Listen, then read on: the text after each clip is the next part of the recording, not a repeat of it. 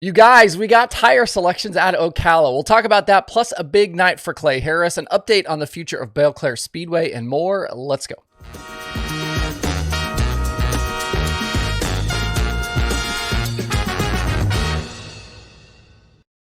It's Thursday, February 1st. I'm Justin Fiedler. This is Dirt Tracker Daily.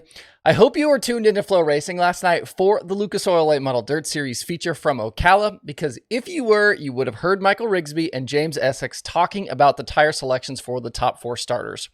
In the lead up to the main event, series director Rick Schwally passed on the tire report to the announcer's booth, and we heard that Hudson O'Neal and Dalton Wilson started on the Hoosier NLMT2, while Blair Nodurft and Clay Harris had bolted on the threes.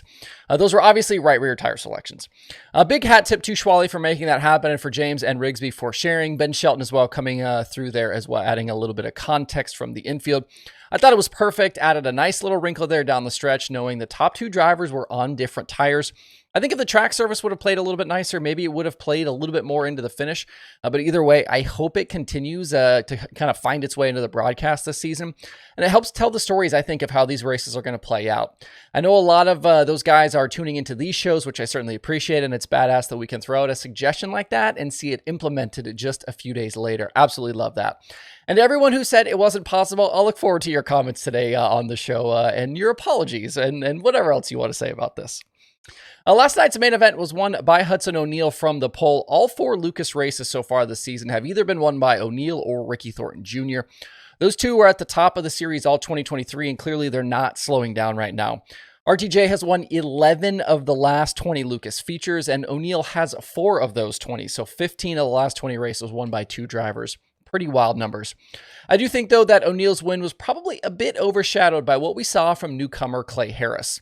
We've talked about the Florida driver a few times here lately on the show because he's getting ready to be a rookie on the Hunt the Front Tour this season, and he's been super respectable through this opening stretch of speed weeks. For a guy with just a handful of super late model appearances, it was impressive to see him make both features at Golden Isles against 50-car fields, and he was again in the main event on Tuesday at Ocala. But last night was something else. He qualified 4th in his group and then beat Jonathan Davenport to win Heat 2. That led to a Row 2 start for the feature, and he was leading by lap 8. I think if he stays on the bottom there right before halfway, maybe he ends up winning this race. But he did jump up, and O'Neal was able to track him back down for that top spot. With the track being so bottom dominant and then maybe taking a bit of rubber there late, that was all the Rocket One needed to grab the victory. Impressive run, though, for Harris, leading laps, finishing second. In just a few short nights, he's gone from a guy that nobody knew about to somebody we will definitely be paying attention to on the Hunt the Front Super Dirt Series this season, and a guy that looks like he could probably challenge for wins over there all season. A couple of other notes from last night. I feel like it's not officially Speed Weeks down south until Mark Whitener is mad at somebody. He was involved in an incident last night that we never did get to see on replay, but apparently he was none too pleased with Tyler Erb. Lucas officials had to hold him back during that caution period. Also on Dirt's drive home, Rigsby said he thinks Ocala will get 3 or 4 race nights in 2025. So it won't be a complete takeover of the East Bay dates, but definitely a bigger presence than what they had this year. Looking ahead, the late model teams have a practice night today at Alltech with racing coming out Friday and Saturday.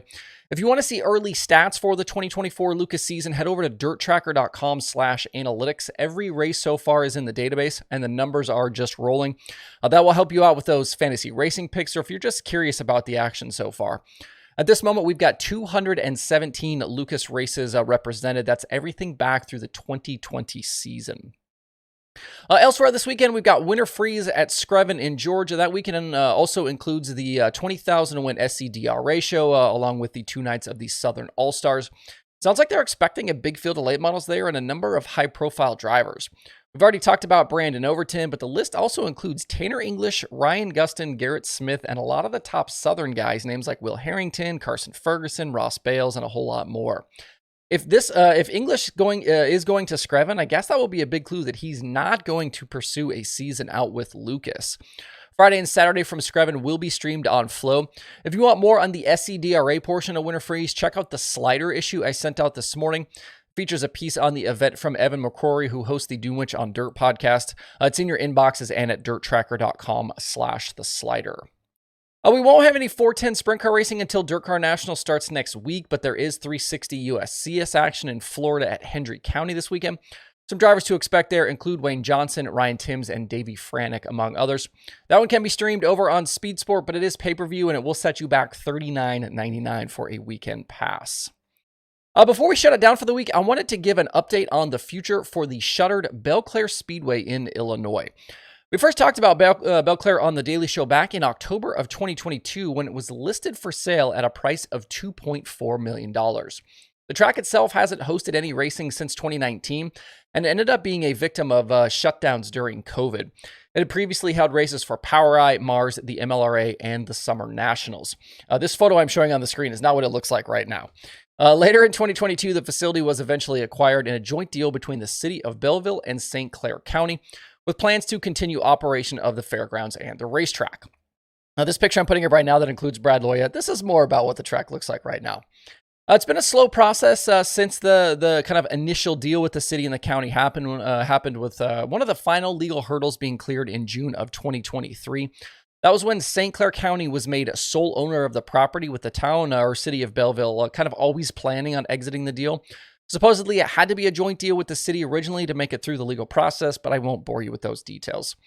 Once that part of the process was done, though, the focus could then shift to a $14 million construction project to give the 22.5 acres a facelift and updates.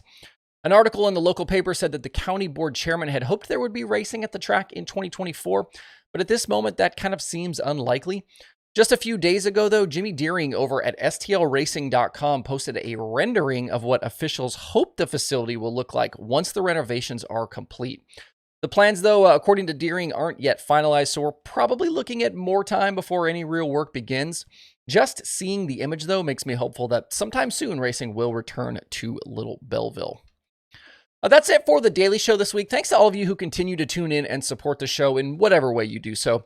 The now complete month of January was the biggest ever in terms of show viewership. We were just shy 750,000 show plays for the month.